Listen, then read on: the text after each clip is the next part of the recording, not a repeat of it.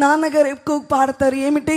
చిలుకమ్మ చిలుకవే, బంగారు చిలుకవే, పంచ వెన్నెల మూయ చిలుక.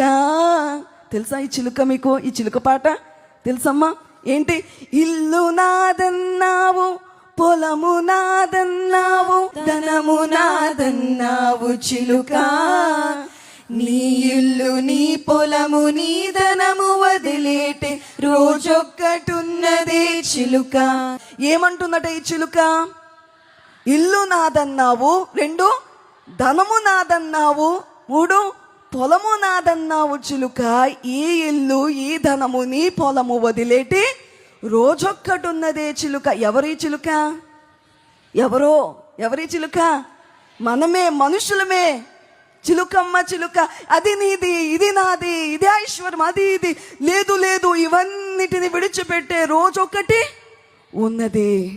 పరిశుద్ధ గ్రంథము సెలవిచ్చే మాట, నీతిమంతుడు లేడు, ఒక్కడును లేడు. అందరూ పాపము చేసి దేవుడు అనుగ్రహించు మహిమను పొందలేకపోవచ్చున్నారు. There is not even one person righteous in this whole world. Everyone has fallen short of the glory of God. దేవుని యొక్క మహిమను అందరూ కోల్పోయిన వారే.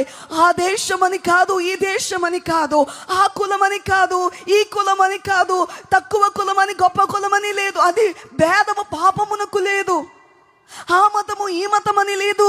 లోకమందున్న మానవులందరూ ఏకముగా దారి తప్పిన వారైరని వాక్యము సెలవిచ్చినట్లు, రోమాపత్రిక 3వ అధ్యాయములో సెలవిచ్చినట్లుగా ఈ లోకమందున్న మానవులందరూ నిర్జీవ క్రియల చేత జీవము లేని వారిగా ఉన్నారు.